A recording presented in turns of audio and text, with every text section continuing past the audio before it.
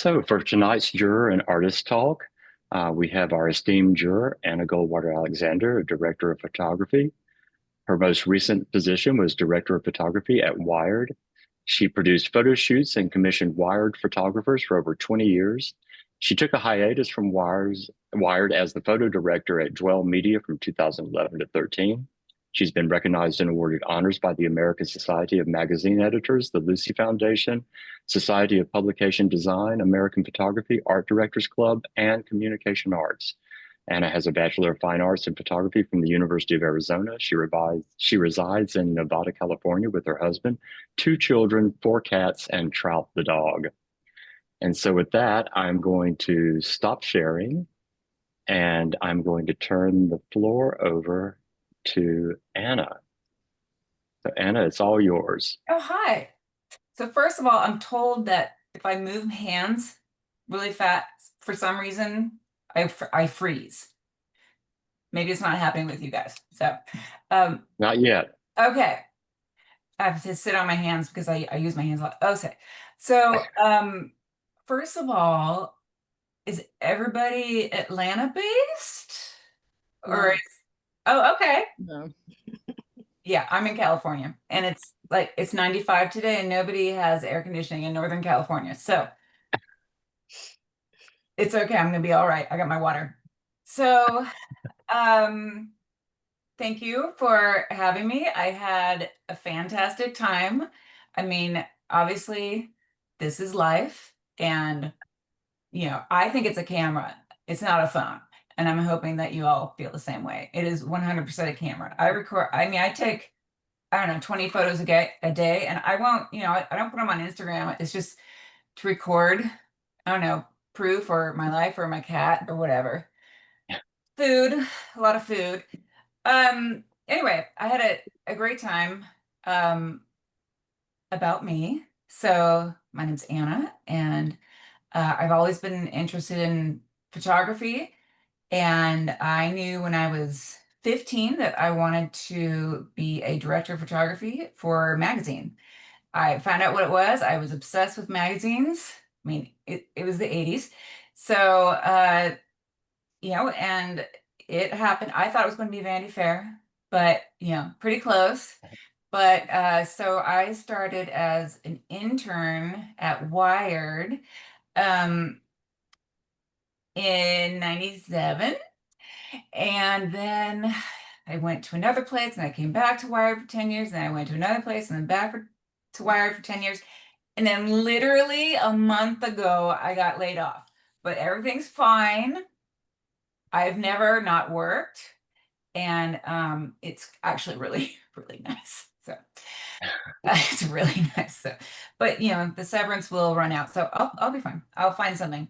But I have been freelancing, helping out like photo research, books, and I went to a career day on Tuesday for an art school. That was fun.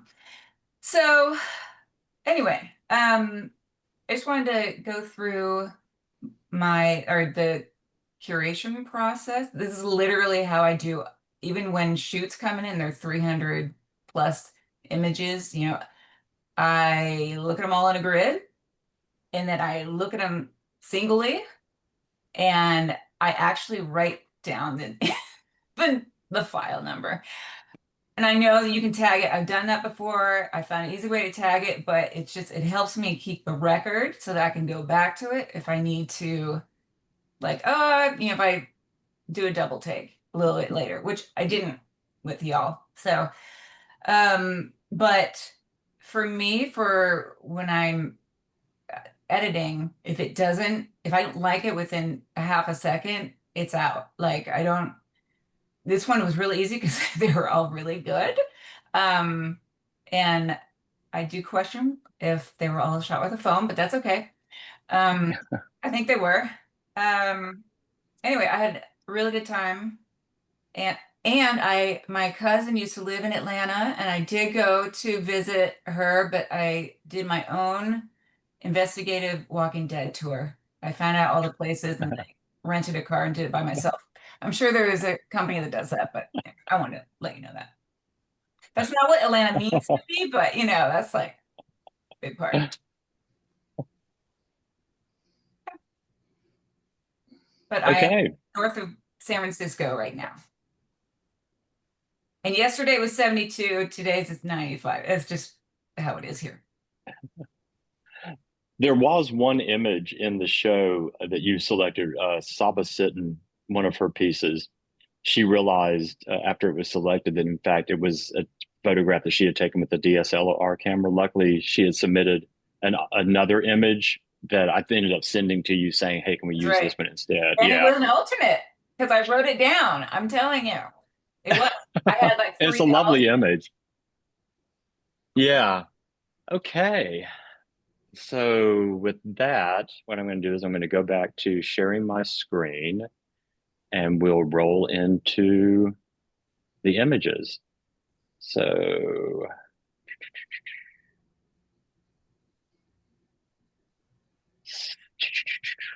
okay. So yesterday I sent out an email to everyone asking if you planned on being here tonight and if you wanted to talk about your work. And so hopefully I've captured all of that information correctly. If I get to your image, and so I'm only going to call on the people that I understand wanted to speak tonight. If for some reason I missed your information or I didn't write it down, um, just just call me out as I'm when I'm on your image, and if it looks like I'm moving on without calling on you, just speak up, and we'll stop and let you talk about your work. Because I want everybody who wants a chance to talk about their work to have that opportunity. So this is iVisual 2025. These were the artists who were in this particular exhibition.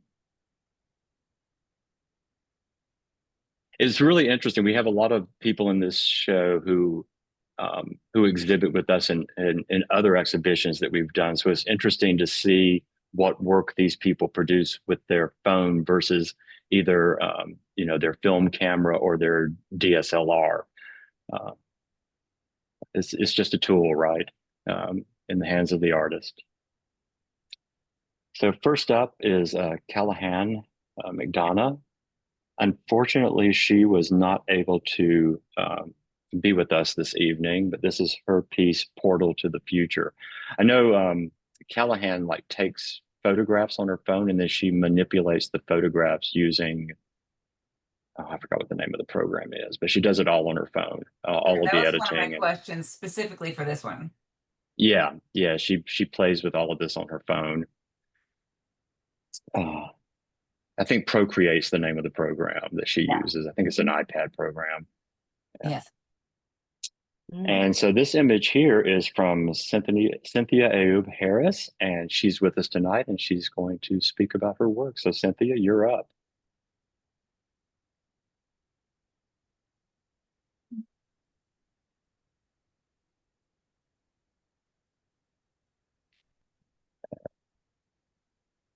I don't see Cynthia in the room. So what we will do is we will circle back if she ends up coming in.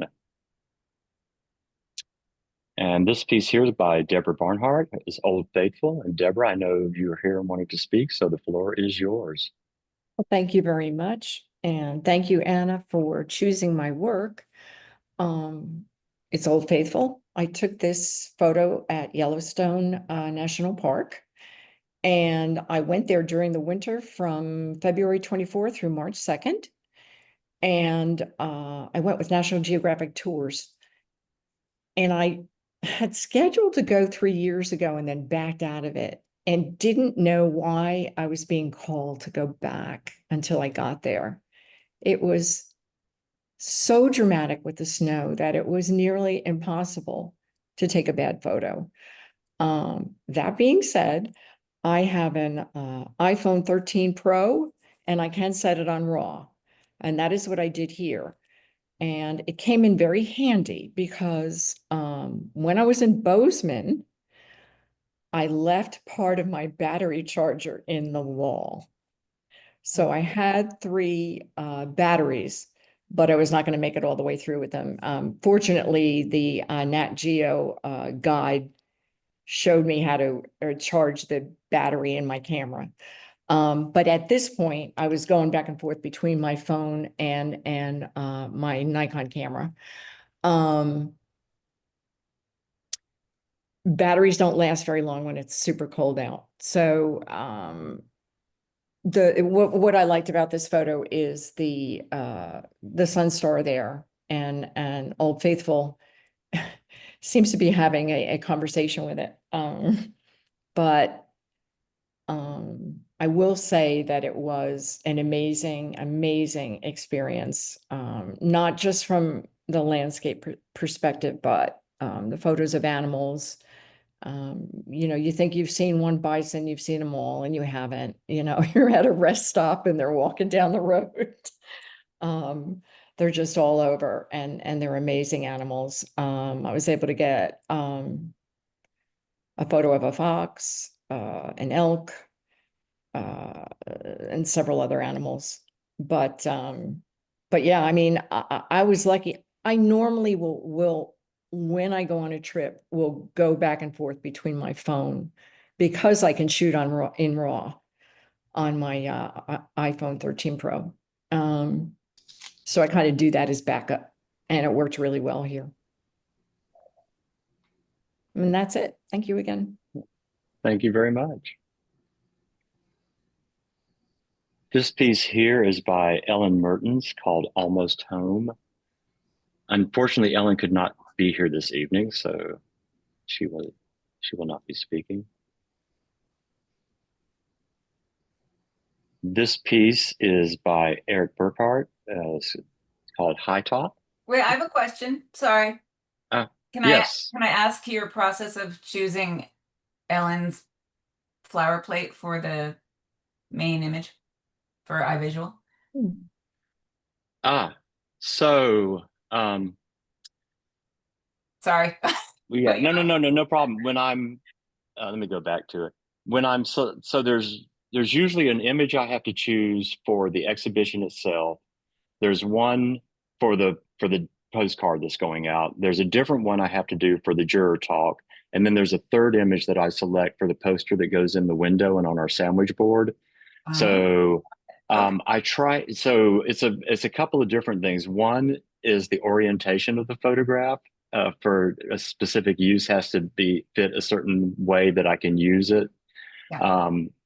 So there's the orientation, and then there is the accessibility of the work to a broad public, because we want to entice people to come in, and also just the quality of the work itself. So there's kind of three things that I'm kind of weighing when I'm trying to select the images. Sometimes there's images that I really love, but they may not necessarily be the best thing for enticing the public to come in. So Gotcha. it's a game, but I really there was something about this image that I really loved, and so I thought it definitely needed to be one of the three that we were going to be using. Yeah, that's nice. All right, thank you. Sorry for interrupting. No problem. I don't believe Eric did not.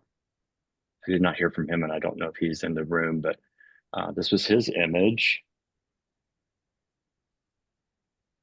This is Frank First's image, Summer Squall.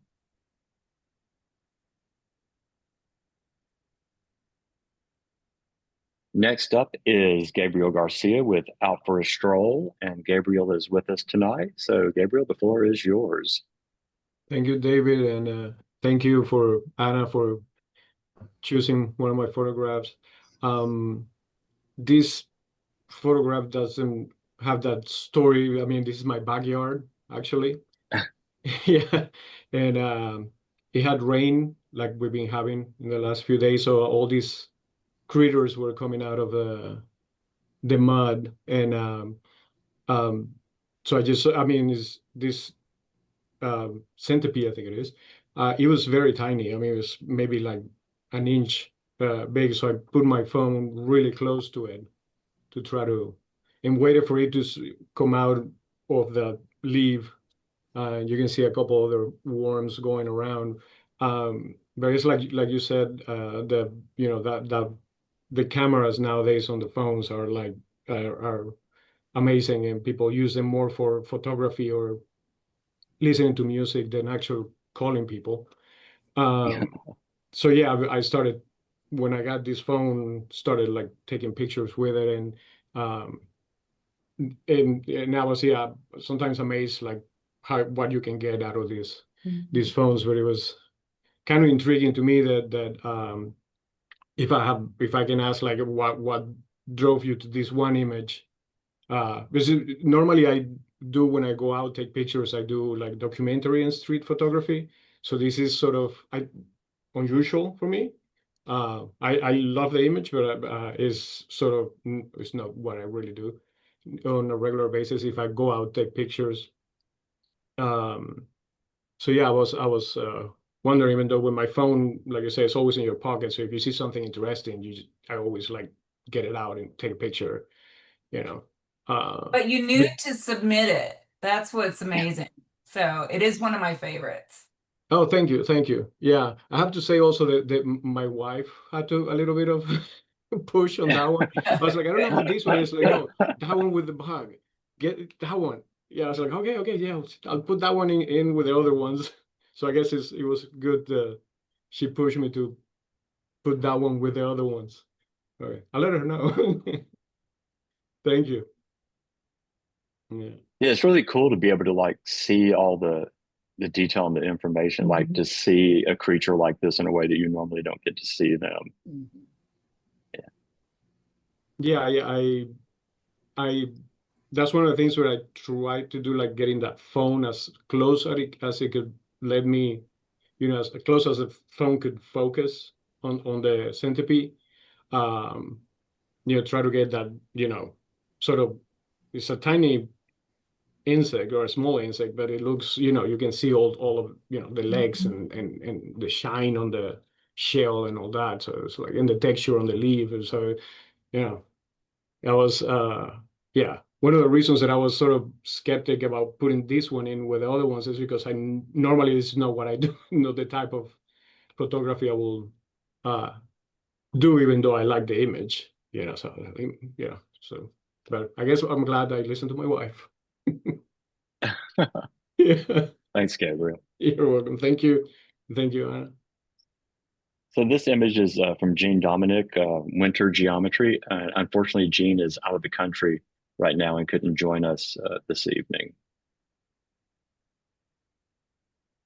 This reminds me a bit of course, his name's escaped me at the moment. He just published a book where he took um, a drone and like went over construction sites and took photographs of the construction sites, and they look like this incredible collection of abstract paintings. Um, okay, this is by Gattell Price, Rainy Night in Georgia.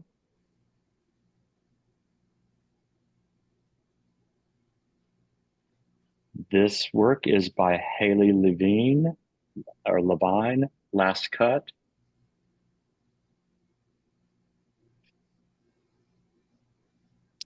This work is by Jay Waters, The Bookstore Window in the French Quarter of New Orleans. And I believe, Jay, you are with us tonight. Yes, I am. Thanks again for selecting this to be part of the show. I do all my photography on my phone. I 100% I use a Samsung. Yeah, New Orleans is kind of a cheat code for photography, especially when you go in the French Quarter at night. This was just a case of being drawn to the light, and I actually took some photos inside the place too. But just the nature of these books being stacked up, and actually one of the things is oftentimes and other people probably have this experience. Take a picture like this that's kind of dense in detail, and you're drawn to it, and then you don't really notice things until after you've taken it. Like for instance, there's a duck in the window, which I completely had missed. And I actually noticed the other day that at the very top of one of the stacks in the kind of the background there is a copy of the Confederacy of Dunces, which is a book all about New Orleans. And so that was kind of a interesting detail there. But the light and it just what drew me to it.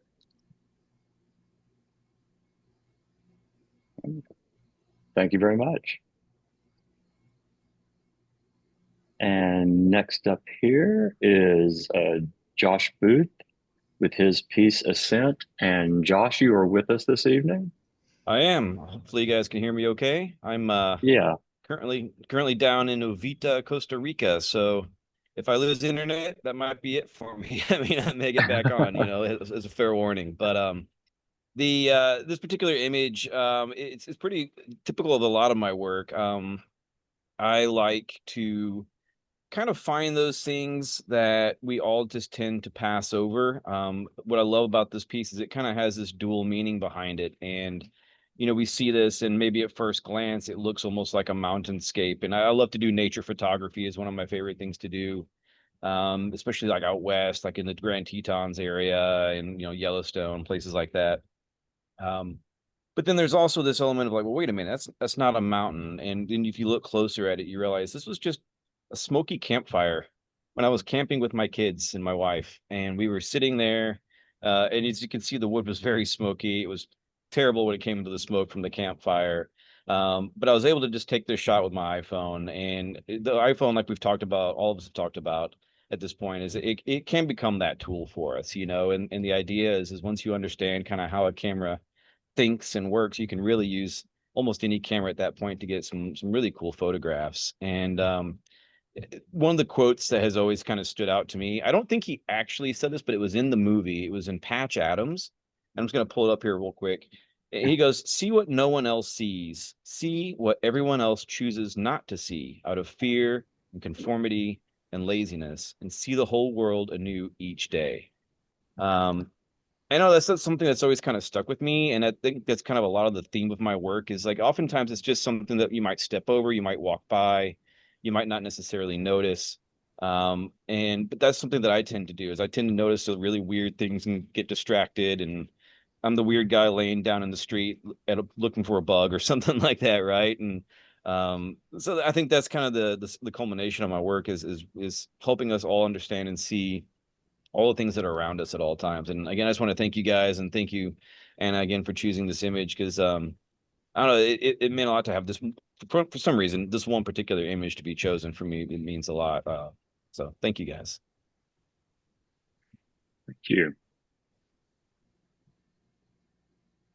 This image is by Judith Martin. The name of the image is Passing Time.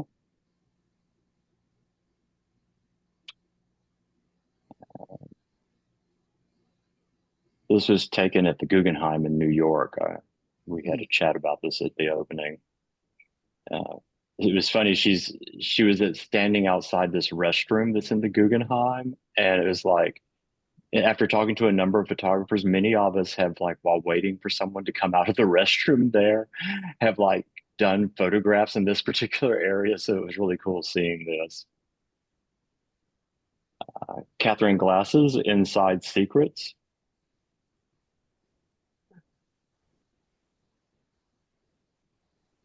And This is Kim. Oh, yes. I'd like to, I didn't really have any commentary, so I didn't really ask to speak. But I would like to ask Anna, how she landed on this and I just like freaking what her roasting. emotion was around it. And by the way, I am so unbelievably flattered and honored because the images in this show were amazing. And you all on this call and not on this call, I'm just like blown away. So I'm shocked. Anyway, if you wouldn't mind kind of talking about this a little bit, I have nothing profound at all. Well, it doesn't need to be. I mean, I would like to. I think it's a cactus, and in the morning, or you put it. It doesn't look like water, but I'm pretty sure it is. But It is. yeah, I mean, it's much like the centipede, where it's just kind of like. I mean, I'm a sucker for macro and gooey and creepy and glossy, and that was just like this was kind of like it for me. I mean, I love all photography, but those just kind of like hit me immediately, and especially when you don't know what it is. or the scale? It is, by the way, it's a bromeliad, and it was taken at the Atlanta Botanical Garden, and it was just so weird to look at.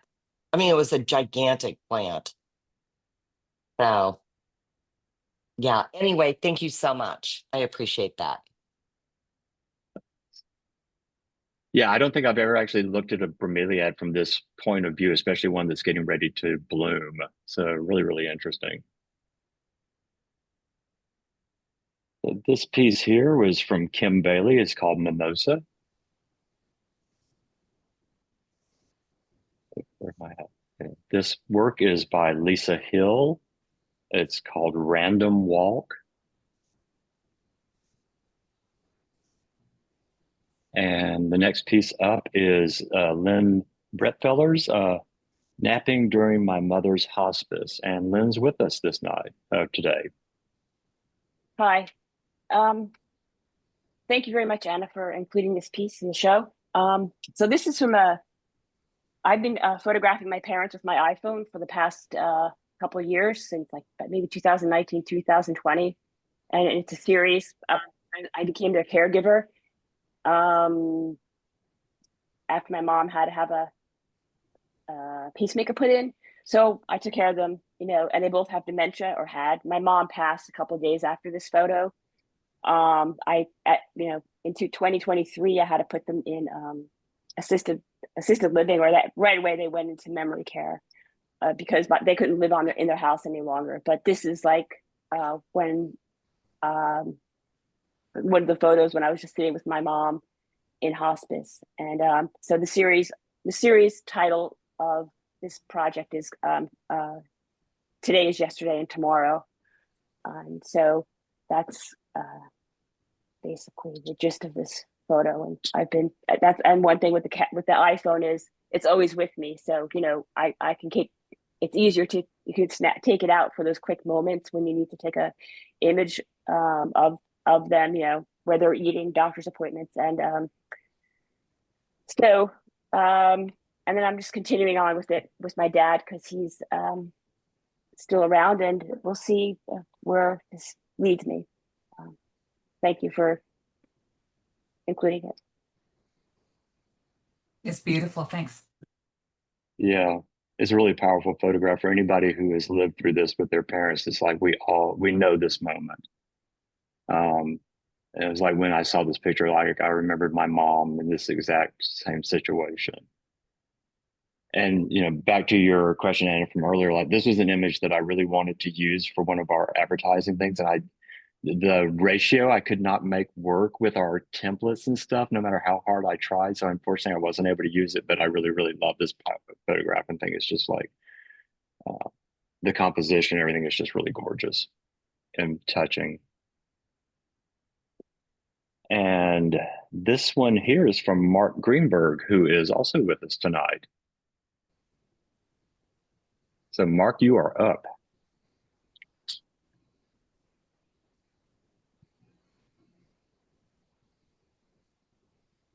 You still with us, Mark?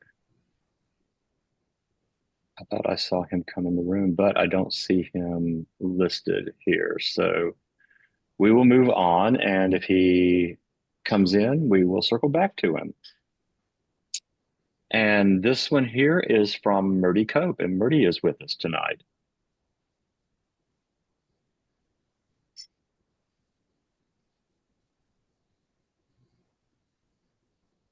I thought Murdy was with us tonight.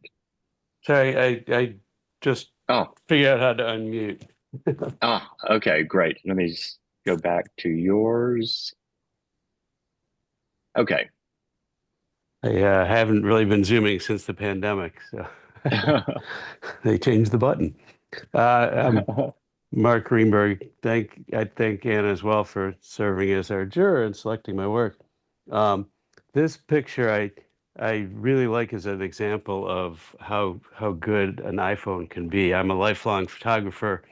I gave up camera 3 or 4 years ago. I think the phone's better. This is a good example.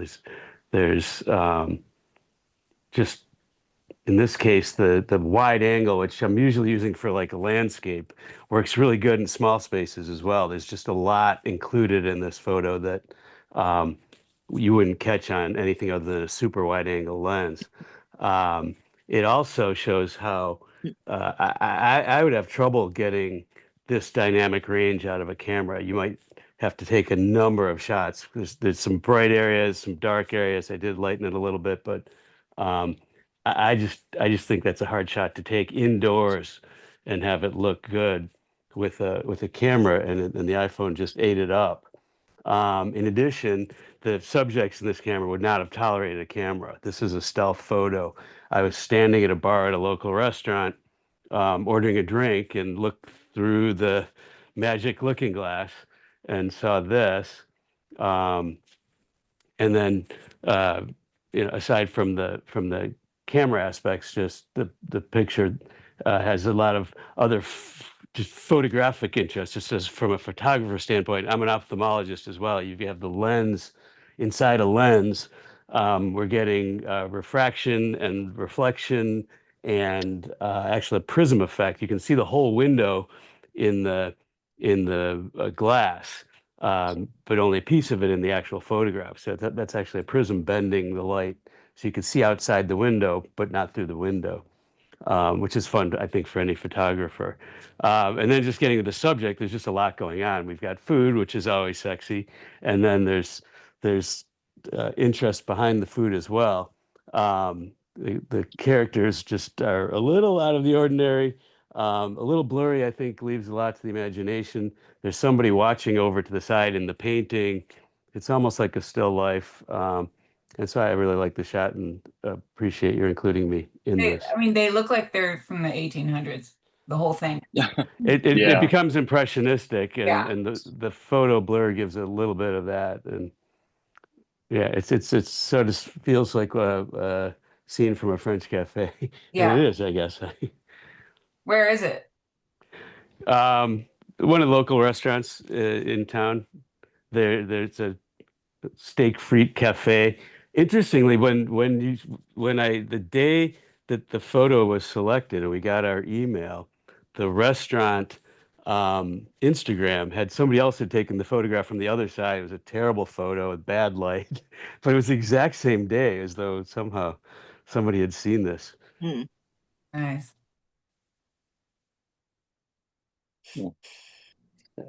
Thank you, Mark. Thank you. All right. And so I did not see, let me check again. Murdy had dialed in at the beginning, but I don't see her in the participant list right now. So we will circle around if she ends up dialing back in. And this piece is by Nathan Dean. And Nathan was supposed to be with us tonight, but he said there might be a conflict and I don't see him listed. So, oops, I lost my, this is his piece, Where There's Smoke is the name of it. Do you think that this was the Photoshop was, or whatever, was done on the phone? I'm just curious, like, doesn't matter. Yeah. But I was curious about how that was done. Yeah, I'm assuming this was either done with Lightroom or Photoshop on the phone, but it would have been interesting to ask Nathan about it. Okay.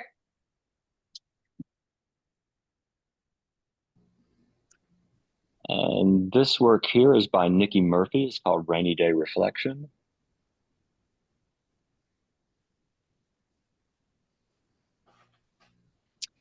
This work here is by Phyllis Crowley. It's called My Shadow, and Phyllis is with us this evening.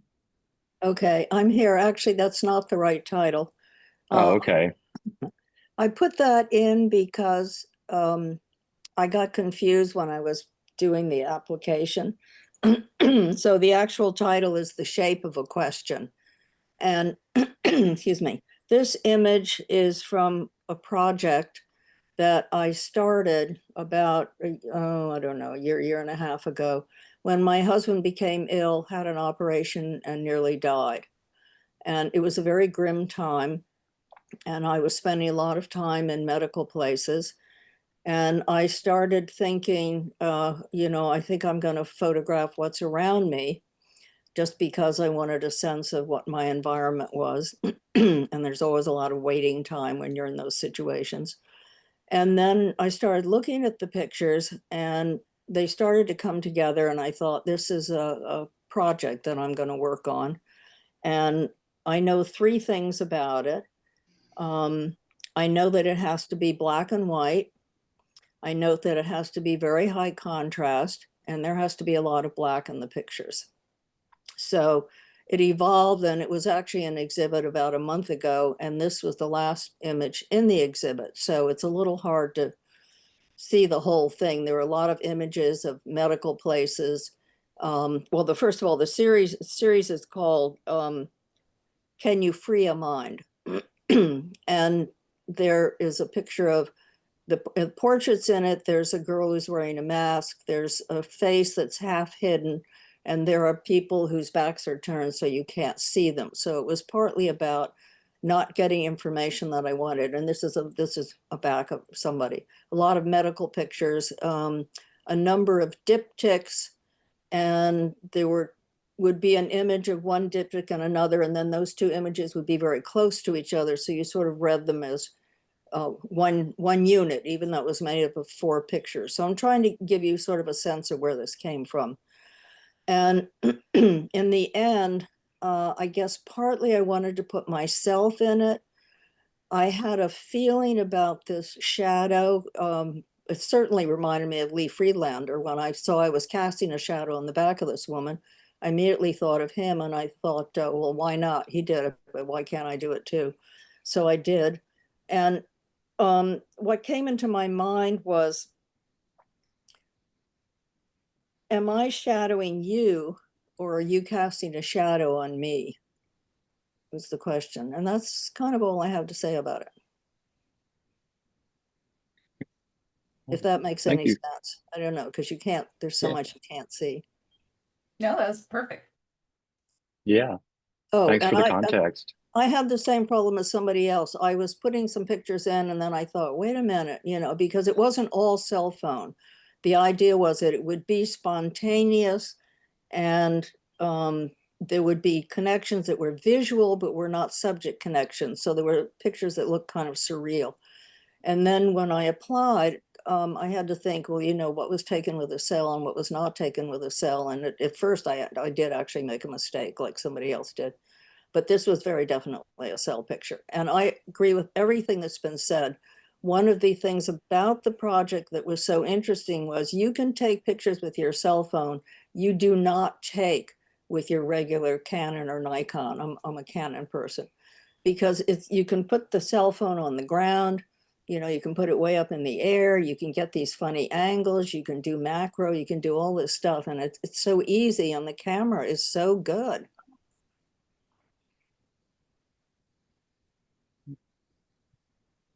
Thank you. And next up is Roger Archibald's Pie Plate Epiphany. And Roger is not with us this evening. My son's name is Archibald. Yeah. Just so you know. It's funny. I hadn't really seen what the title of this was before, so now this answers a lot of questions because I've been wondering what this image was. This is Saba Sitton's Red. This is that. Was it a pie plate? Yeah, it's a pie plate. Yeah. This is Saba Sitton's image Red, this was the image that was substituted out. Her original image was image called Blue that turned out was taken with the DSLR. This is where metadata comes in handy. And next up, this is Shauna Gibbs, Chicken Farmer, My Summer with Optimus Prime. And Shauna was unable to be with us this evening. This is the image that we chose for the sandwich board out on our sidewalk in front of, is one of 2, because we have 2 images on the board because there's 2 exhibitions running. But we knew this would have a stop people in their tracks effect, and it certainly has. It's like people stop and they're looking at it going, what is that? And then they turn and they're like, oh, there's a photograph exhibition. And then they come into the gallery to to see what's going on. So I love this image. Very good. And Shelton Cochran, The Right Way to Fly. And Shelton is with us this evening. Okay, yes. Can you hear me? We can. Oh, cool. Yeah, this was fun. You know, it's funny. I and thank you for including me. It's an honor to be included with all you folks. It really is. I can tell people I'm a multi media artist, and I had a person ask me what was my muse, what draws me to my pieces that I make. I said life, you know, and this identifies me in my life. I travel a lot with my wife. She's a triathlete. In fact, I was supposed to be going up to Nashville today for her Ironman, but I'll be going up tomorrow, so I was able to participate. And this is coming back from one of our, I couldn't remember if it was Montreal or it was Monterrey, Mexico. I think it was Monterrey, Mexico. And I just, every time I fly, I have to have a cocktail. That's just who I am.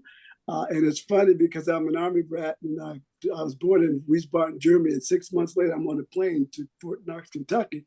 So I flew a lot. I've flown a lot in my life.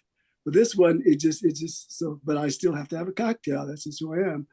And I usually don't have cup of noodles. In fact, I never knew they had cup of noodles. But we're sitting there, and I smelled something. I said, "What was that?" And she goes, and the stewardess said, "Well, I guess what do you call it now?" But she said, a couple noodles. I said, give me one of those. And when she gave it to him, I just set it on the counter. And then that's on the little tray they have you at your seat. And I just set it down. And I went, oh, that looks very cool. And so I took out my cell phone. And it's funny because I was not a fan of cameras on your cell phone. I just wanted my phone for my phone. But I thought to myself, you're an artist. You're always shooting, looking at things. You need to get a good phone with a good camera. So I got the iPhone 14, I think it was, the Pro. And I've taken so many pictures, it's ridiculous. So when I pulled out my phone to take this shot, my wife said, what are you doing? I said, this is a very cool scene. I like to call it my Andy Warhol piece because it reminds me of his soup can. But that's basically the story behind it. And what I really like, but I didn't set it up. I put it down and I looked, and I loved the way it looked. I loved the composition. So I shot it. And that's the story behind it. That's fun.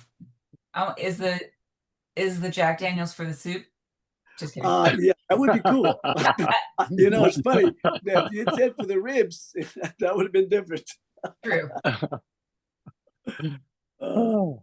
Thank you, Shelton. You're welcome. Thank you. All right. And next up is Steve Travis. Is it Travis or Steve, how do you pronounce your last name? I thought he was on the call.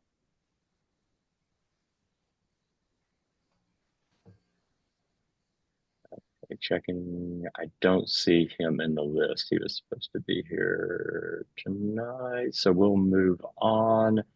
But this is Steve Travis's piece, Contemplating the Cement Pond.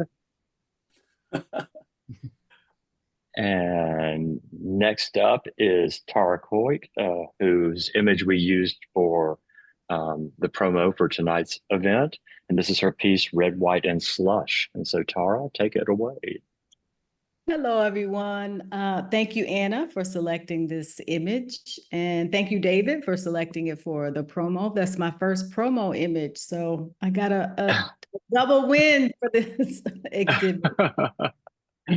And I wasn't able to attend the opening. Unfortunately, I was up at the Hambidge Center for a 3-week writing residency. I got a James Baldwin Award, so I got to get over there and see all these beautiful images. They're gorgeous. I do abstract, macro, nature, still, and street, but abstract is my love, the thing that I love the most. And so this was our January snow day in Atlanta that comes every 4 or 5 years. And so of course I knew I had to get out, and I have a place in Midtown, like 2 blocks from the park, Piedmont Park. So I went out with my Nikon. I use Nikon and Canon and the iPhone. So I had my phone and I had the Nikon, and I got some great images on Nikon, but this one, I think I ran out of battery or something like that. And so I ended up using my phone for several images. And my favorite images from that day are all abstract snow footprint images. And this one, I liked that you've got some of the purity of the white snow is still there, but this is after people have trampled on it. So you've got, you know, the slush, and then like, where did these colors come from? I have no idea what the blue or the red comes from, but I saw it and I thought I love this. I have to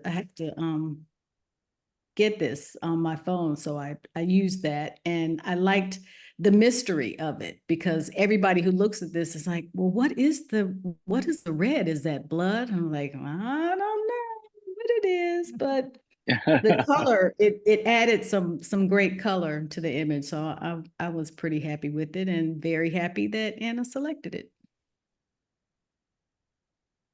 Great. Well, thank you, Tara. And let's see, where's my cursor? Okay, there it is. This piece is by Wendy Garfinkel Gold. It's called African Basket, and Wendy could not be with us tonight. This is interesting to see this work from Wendy, because Wendy does a lot of portraiture, so that's normally what we're exhibiting of her work in the gallery. So this is great to see a still life piece. And this is Willard Pate's piece, which I had mentioned at the beginning of the call, has sold, and Willard is with us tonight. So Willard, take the floor.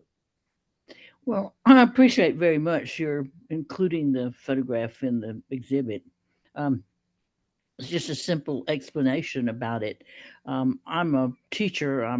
Teach English at Furman University in Greenville, South Carolina, and I was walking down the hall one day and looked into one of the vacant classrooms and saw the light coming in, and I thought, God, that is gorgeous, and had the phone with me and went in there and took the photograph.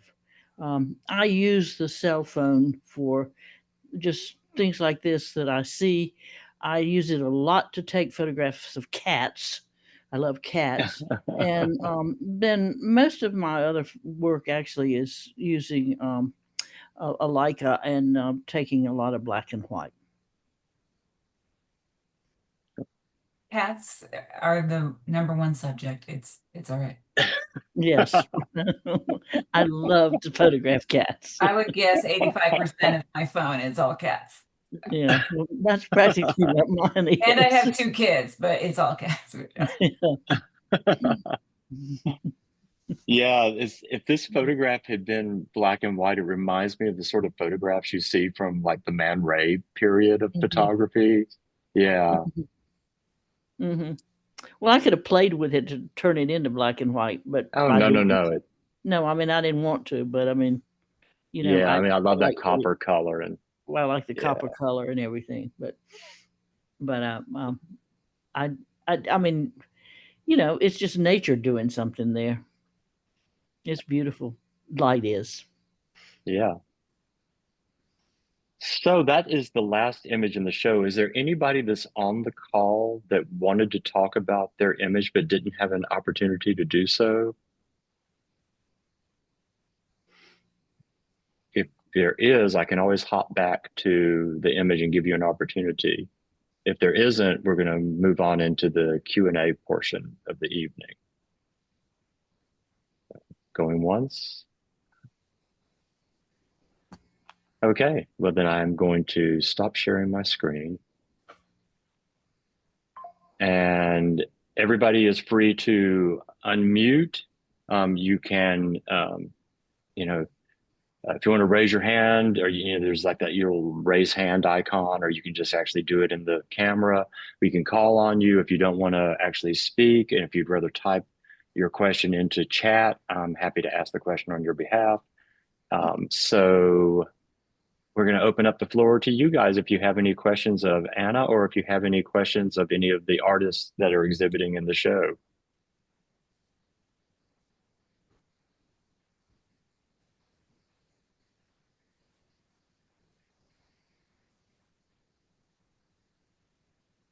I want to know where everybody's from. Is it mainly So the South? It's interesting when you say from or lived, that's two different stories. yeah. Yes. And, You're from and Germany. Well, no, I was born in Germany. I did go to university there, and I did live half my life there. But as an army brat, your life is 3 years here, 3 years there. And in the sixth grade, I started sixth grade in Oklahoma, then moved to North Carolina, and ended in New Jersey. That was just the sixth grade. So Wow. Oh, middle school. That's not good. yeah, it was funny too, because my first day in New Jersey, I got in a fight with a bully. Yeah. And he became my best friend. I didn't know he was a bully, but we're from a family of 5 boys. We're taught not to bully, but to stand up no matter what. So it proved to be a good thing. There you go. Yeah, I yeah. am. I'm from Indiana. I was raised in Indiana. I was born in New Orleans, much like Shelton, Army brat. All right. Born in New Orleans, moved back to Indiana, and I have moved to Atlanta in 2021 after the pandemic, and higher education absolutely whooped my behind during the pandemic, and some other people may have had that experience as well. And now I'm sitting. I live in a high rise in Midtown, and I'm just trying to figure out life and photography. I'm sorry. I'm sorry, but I said ahead I was going to have to leave about 8 o'clock, so I have to say Yeah. goodbye to everybody. I know it's so late there. Yeah, I appreciate you meeting late. your well, workday is just ending, Anna. Well, if I were. No. Anna, thank you for putting me in the show, and good luck to all of you. Okay. Thanks, Phyllis. Love to work.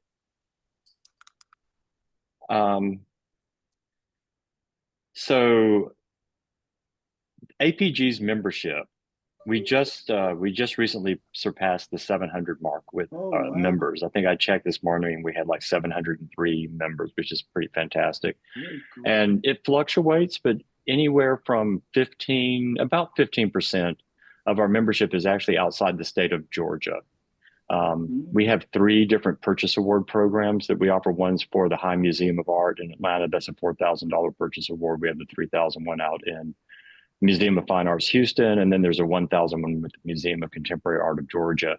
And because of the High Museum one and the one in Houston, we get a lot of people who submit work from out of state, trying to get included into a museum collection. And also during COVID, when everything went virtual, our membership started to become a little bit more not only national but international. It's not unusual for us to have exhibitions and to have works coming to us from Japan and Berlin and different places for exhibition, which blows my mind because it is not cheap to ship international, especially if it's framed work.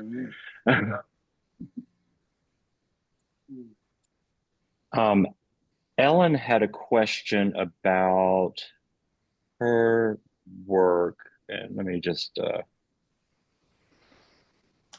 I'm rolling back through it. So Ellen Merton's work was the one that we were first discussing in terms of when you were asking how do you come up with which images you're going to use for advertising. Hers was the plate with the dried flowers on it, and Ellen's just wondering, was there anything specific about this image that drew you to it that made you select this image? Do you remember which one I'm talking about, or do I need to bring it up? The oval plate? Yeah. Yeah. Well, that is why I asked why you chose it, because I was drawn to it. I think it's just a composition thing.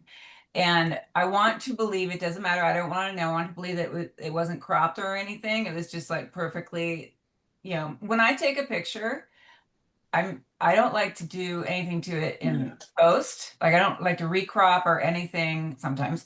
I mean, Instagram you have to, but I try and get it perfect. Okay, this entire time I'm trying to shoot my laptop, and I'm trying to get it so it's not distorted, so I don't have to fix it anyway.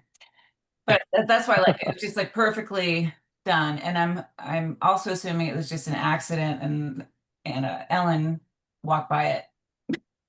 And we didn't put it together. That's the way I like to think.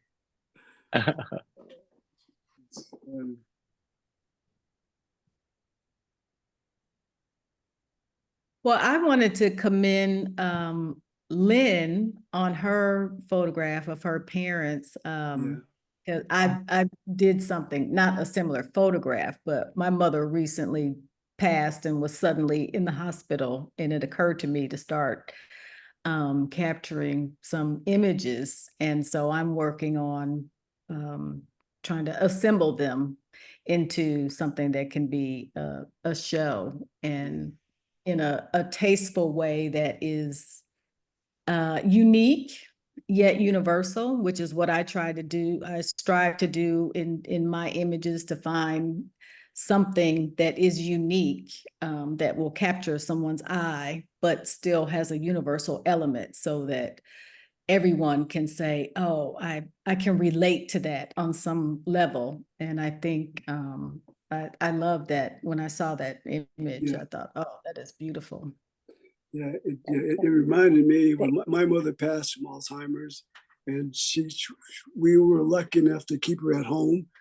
And when she did pass, I took a picture of her and made a death mask out of it.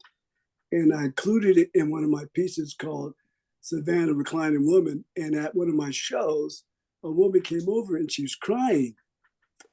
And I was taken aback, and I spoke to her, and she had some people that just recently passed, and she said she was drawn to it. So it's amazing how images like that can help other people in a similar situation. So yeah, I really appreciate that image as well. Thank you very much. Yeah, the photography has helped me a whole lot from, I mean, to deal with the situation, because, you know, I was a caregiver for them for, you know, I kept them in the home, as I said, as long as I can, every day, food, their doctor's appointments, their bills, you know, and it was just me. So it's the hardest thing I've done, honestly. I'm doing that with my father right now, in fact. So I know exactly what you're going through. He's 94, and thank goodness we'll get him to be 105. That's our goal. We tell him that's the goal. 105, Dad, 105. Well, I kept him home as long as I could, 5 years. So, I mean, you know, I've done it. And then I also have an aunt who I'm a caregiver for too. So, well, she's in assisted living, but it's still, even when you have to manage that, it's still work. It fluctuates, it changes. But I'm thank you very much. I'm glad that I'll be able to share that, and people can have the same, you know, that's one of my points is, you know, well too, it's just like, it's kind of like a universal thing. Stories will change, but you know, it's just very much same story. I mean, similarity. So except your own personal relationships, that makes the story. But so I lost my train of thought there, but anyway. And my cat was bothering was toying on my feet before, so he was guest. If you needed to know, that was Elliot, and I live in New Jersey, just so you know. So I am out of state, and I'm that's we're about in Jersey. I'm in it's called Bergen County, so it's northern New Jersey. Oh yeah, I know. Yeah. I lived in Jersey for a while. Yeah. We have people. David, I wanted to commend you on all the wonderful work, the exhibits that you create, the topics, and the jurors that you bring to us. Even when I'm not selected, I love the topics and the jurors that come to us. And so I just want to give you your applause for all the hard work you do. Well, thank you very much. I have a question for Anna, or is it Anna? I'm confusing you. Anna is so much prettier, but you know, it's Anna. You know, it's a family thing, so I'm trying to navigate here. The exhibit was so amazing. And I did notice that it was 30 different artists and no artist had more than one image. And I'm wondering if that was something that you did purposefully or just the way it happened to fall. By the way, I'm very, very new to all of this. This is the first exhibit I've ever submitted to or been included in. So Congratulations. yeah. If I sound stupid, y'all, just No, ignore it's a good that. question. You I knew know? I knew someone was going to ask. It's very obvious. So I like picked like 50, and then I dwindled down so everybody would have one. So, but it was all, I'm not going to have someone have 5. That's not right. But they were all Well, really if good. they're all amazing, I Yeah. mean, if Annie Leibovitz, submitted, you might choose 5. I mean, there you go. Maybe.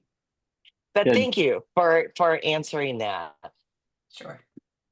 yeah, Again, generally y'all when are we just so amazing. I'm just unbelievable work. send the images, so just so everybody knows how like the process works internally, um, when the images come in, I don't look at anything because I don't want to have any sort of influence at all on what's going on. So I don't look at any of the images. All I do is they come in and they go into a Dropbox and they like automatically sort into the proper folders they need to go into. And then I just send a link to that master folder to the juror and tell them, I need you to select 30 images. And it's like, and if you generally, we like to have one per artist, but if you feel strongly about a particular artist's work and you would like to have more than one by that particular artist, we try to limit that to 2 for group exhibitions. And we have had a couple where there was actually 3 for an artist because the jurors just felt that strongly about the work. But so sometimes, like what you'll see with Focus, when we have it, there's actually 35 pieces in that show instead of 30. There's 30 artists and 35 pieces of work. So we work with the juror, and we don't want to confine them, but we do have kind of general guidelines that people use. So that's how we land on, exactly, like in this exhibition, 30 pieces. And Anna, we paired your exhibition with something that we hadn't done before at APG, which is our first mixed media exhibition called Photo as Object. And this is artwork pieces that incorporate photography, but may not be photography forward. Photography may be very subtle in the piece. So we have a lot of sculptures in the work, different kind of wall hangings and all sorts of different things that people came up that incorporated photography, but were sculptures and altars and all sorts of other things that people came up with. And it's like really, really fascinating. It's a really nice show, and it pairs really nicely with the mobile phone photography show. Are those online? They will be once the exhibition closes. We'll have it in Okay. our online galleries. Yeah. All right, great.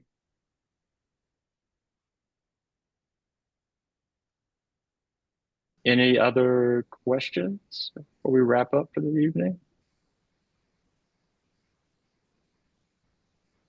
Well, as always, thank you so much to all of the artists who submitted work. As I mentioned when I sent out the acceptance and the rejections, which is always the worst part of my job, is sending those out. It's really tough for their jurors to like take these things and whittle it down to what's going to be shown. There's always things that end up on the editing room floor that you wish you could include. And so we love all of the work that gets submitted. Thank you for sharing it with us, for allowing us to exhibit it in the gallery. And thank you for being here tonight. And huge thanks to Anna for being willing to juror this show for us and doing such a great job. Thank you. Yeah, and Okay, I'm that was going fun. to I'm going to post this video tomorrow to our YouTube channel, and I'll send out a link to everybody so you can share it with friends and family if you would like. It's open to the public, so they're more than welcome to view it. And if you have any questions of me that you think of after the fact, please reach out. I didn't have this in the deck, but I do want to let the people here on the call know, and something to be thinking about. APG is going to be participating in the Atlanta Art Fair this year. Last year was the inaugural event for the Atlanta Art Fair. So we've decided to participate. We have a booth, and 30 of APG members are going to have the opportunity to exhibit their work at the Atlanta Art Fair. And this is incredible because there's people coming in from all over the country and around the world to take a look at all of the art that's going to be on exhibition. So we're still formulating the details around that and how that's going to work. So be watching for information on that to be coming, because the art fair is the last week of September. So you'll be seeing information soon. And with that, I'll just thank everybody for the evening, for being here on a Friday night, and let you get back to your lives. And thank you very much. You're welcome. Thank Thank you. you. Thank you. Bye. Thank you. Thank you. Thank you, guys. Have a good Good weekend. night, everyone. Bye. Bye. Good night.